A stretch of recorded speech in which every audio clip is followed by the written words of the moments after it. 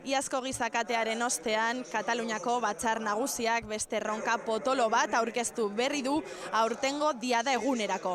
Bartzelonako diagonala betetzea izango da aurtengo helburua iraiaren 11-arako. Hori izango da mobilizazioaren ardatz nagusia. Hiria punta batetik bestera zeharkatzen duen 10 kilometroko kale zabala da eta jendez gainezka egotea da aurtengo helburua asanbladarentzat.